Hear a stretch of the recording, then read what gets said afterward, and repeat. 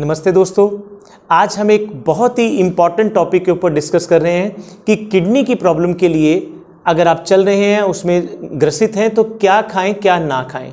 हमने बहुत सी वीडियोस में इसके कॉजेज, इसके साइन सिम्टम, इसकी ट्रीटमेंट के बारे में बताया है, लेकिन आज का ये वीडियो सिर्फ इसकी डाइट के ऊपर रहेगा। तो दोस्तों, आप सब जानते हैं कि किडनी की प्रॉब्लम में होता क्या है।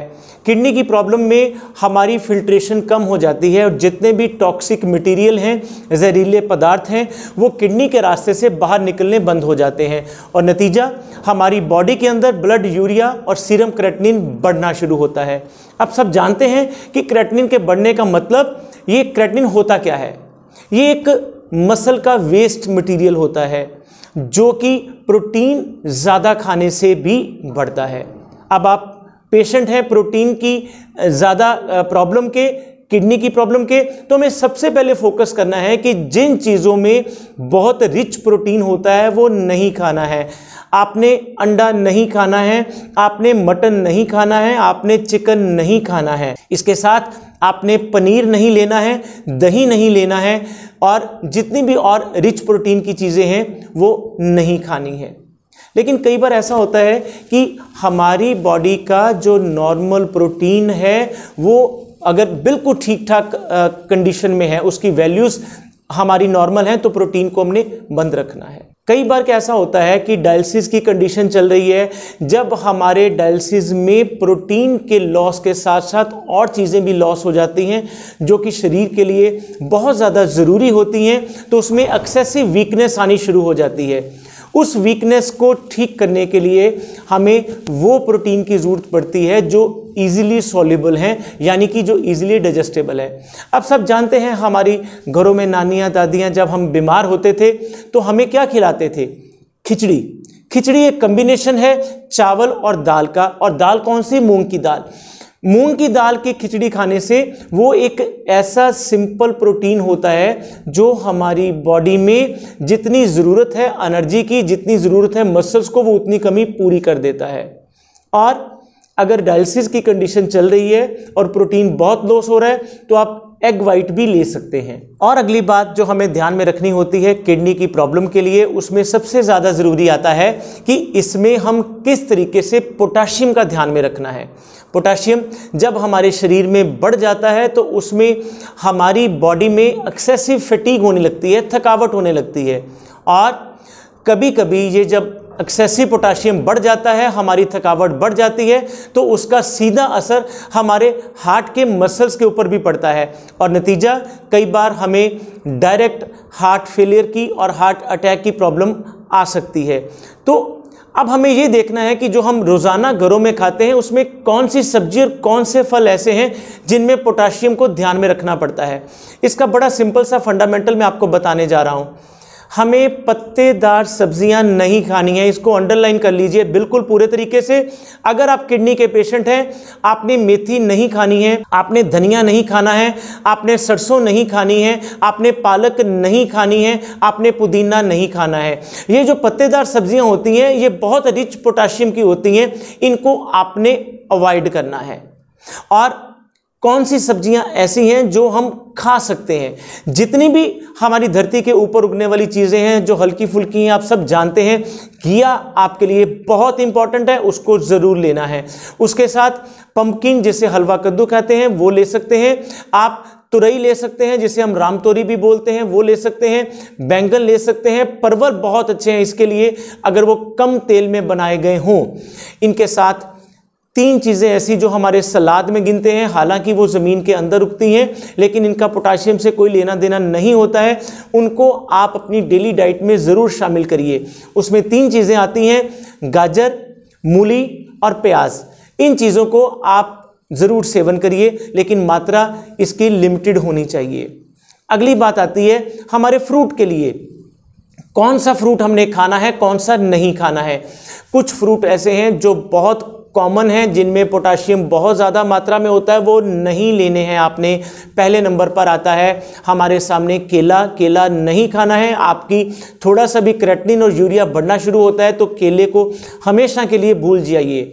एवोकेडो बहुत रिच पोटाशियम का होता है, वो नहीं लेना है। डेट्स जिसे हम खजूर कहते हैं वो नहीं लेनी है। ड्राई फ्रूट्स को अवॉइड करिए, किसी भी किस्म का ड्राई फ्रूट हो उसको अवॉइड करिए, वो किडनी की रोगी के लिए अच्छे नहीं हैं। इनके साथ डेट्स और खजूर जो मैं बोल चुका हूं वो भी इसके साथ नहीं लेने चाहिए। और कोकोनट वाटर वो भी हाई पोटाशियम का होता है, किडनी के रोगी के लिए वो भी अच्छे नहीं हैं। कौन से फ्रूट ऐसे हैं जो खाने चाहिए जो बहुत अच्छे रहेंगे? उनमें से सबसे पहले नंबर पे जो एक कॉमन आजकल 12 महीने फ्रूट मिलता है, पपीता है, उसको ज़रूर लीजिए। आप एप्पल ले सकते हैं, आप खरबूजा ले सकते हैं, आप तरबूज ले सकते हैं जिसे हम मस्क मेलन और वाटरमेलन बोलते हैं, आप प्लम ले सकते हैं, आप पाइनएप्पल ले सकते हैं। ये ऐसे फ्रूट हैं जो आप किडनी के पेशेंट अगर हैं या आपके घर में कोई है उनको दीजिए, उनका नुकसान नहीं होगा। लेकिन एक बात ध्यान में रखिए, आयुर्वेद में अक्सर बोला गया है अति हर चीज़ की बुरी होती है।